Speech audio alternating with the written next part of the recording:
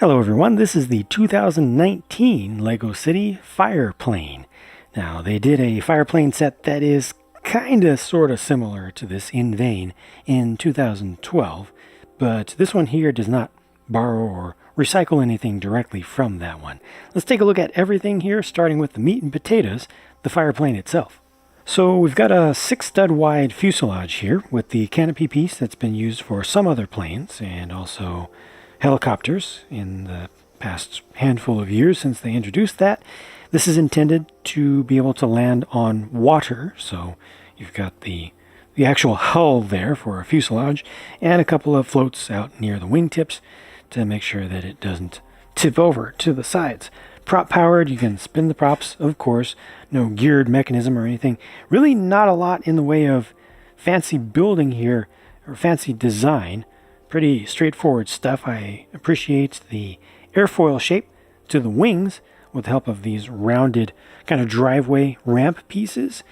But the shape is a little bit interrupted by this row, this 1 by X row of plates going across it with the studs on top. Just kind of messes with the nice smoothness of the shape there. You're not able to open up the back to get access back here for cargo. I mean, this is supposed to be a tanker, so it's just supposed to take water, but you can put some accessories in here, just small ones. They've got storage compartments on either side. I think that's a decent use of a little bit of extra space, but most of what this has for storage is accessible from the top. So you've got this door here that opens up and you put water pieces in there, and then water pieces fall out. I'll show you those in just a second here.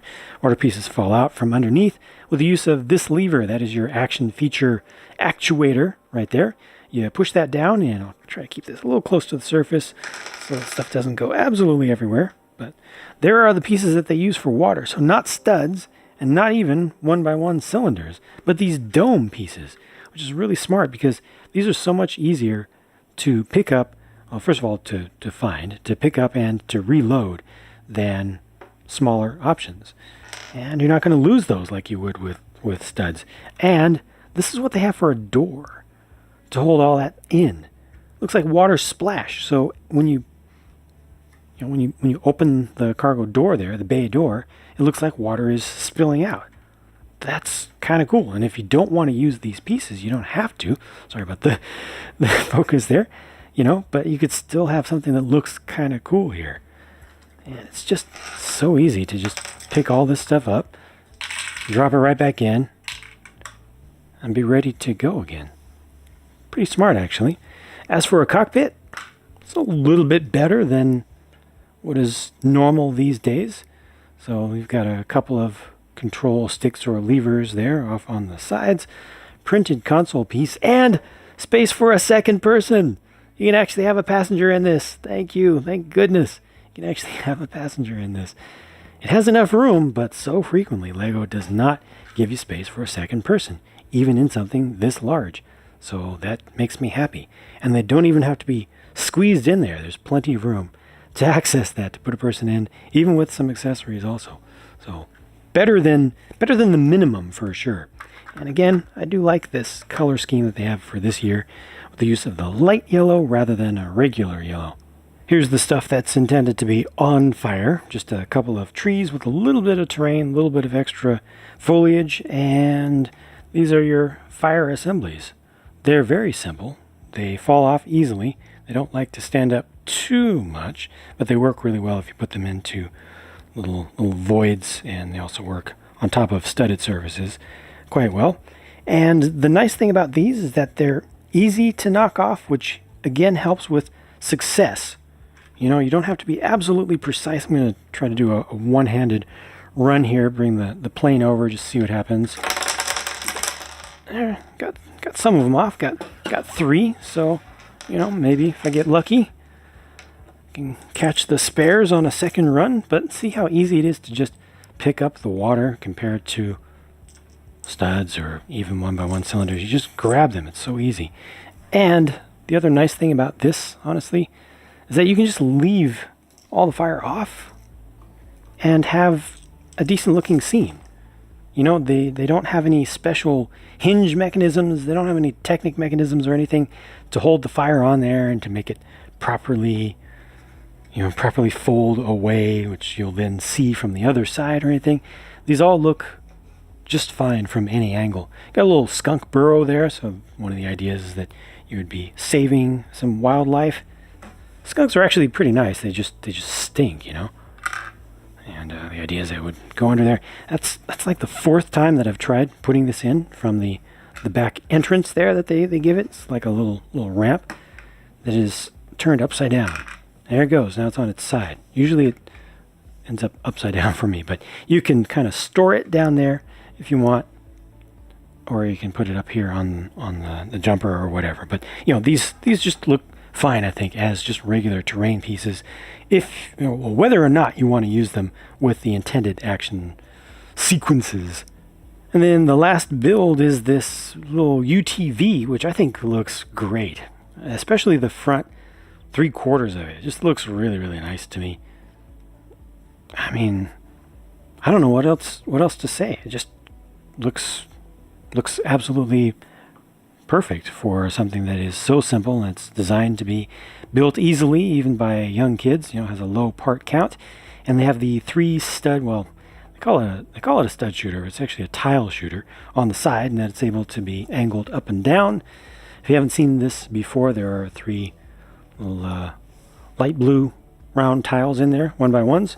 You can fire them off one at a time if you're careful. There we go, just pushing from the back. Or you can shoot all of them at one time if you push a little bit harder or faster.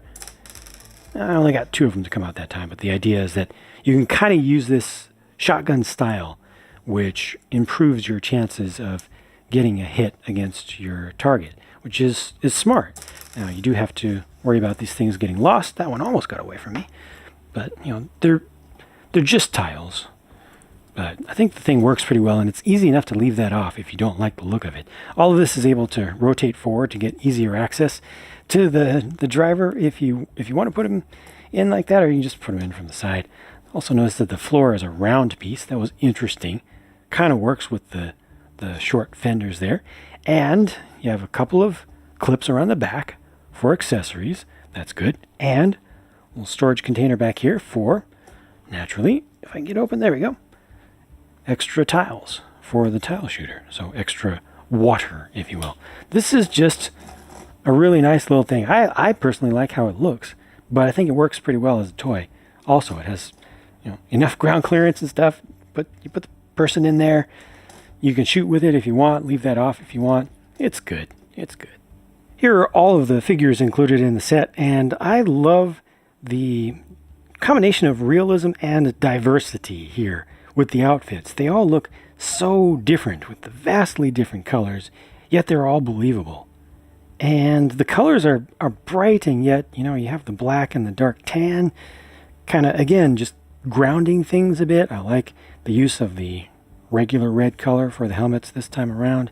These are just nice. It's a nice selection to be able to get. And there is one additional surprise. No alternate face for her, even though she was wearing a helmet. But there is one for that guy, because that guy is intended to be the guy to rescue the skunk.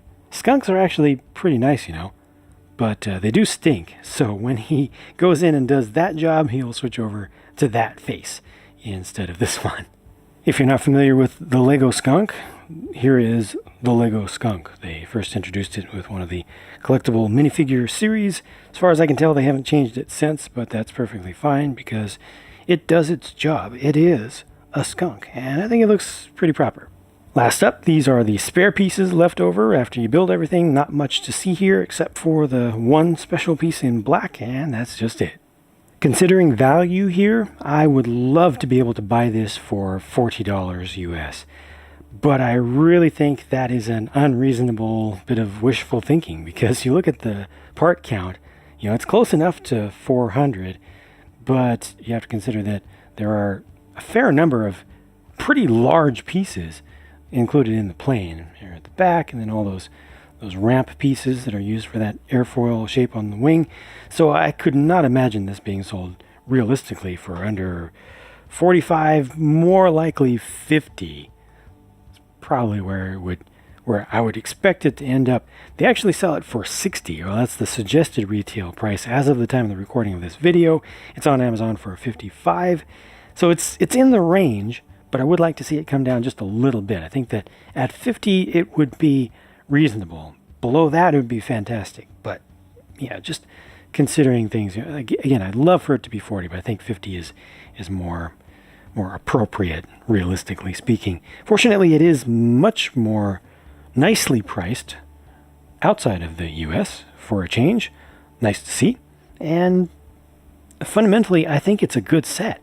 I think that the designer has really threaded the needle here, creating something that is fun to look at, fun to play with, that has the requisite action features that Lego's design executives almost force upon the designers these days, based on the research that they have, and yet the action features don't really get in the way. If you don't want to use them, they're easy to ignore. But if you do use them, then they work well. I mean, there's just a really nice balance that's been struck here. So kudos to the designer. I think he or she has done a very, very good job of creating a somewhat classic styled set. You know, it ticks all the boxes in the right ways. It has charm.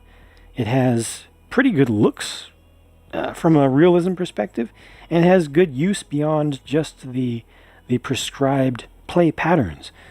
The way the fire is done, the fact that you can use the terrain for other things without modifying it, it's good stuff. Good use of space in here. Yeah, I'm very happy with this one. If you want to see how this went together, you can check out the build over on my build channel, and I'll link to that right now, and I'll talk to you again soon. Thanks for watching.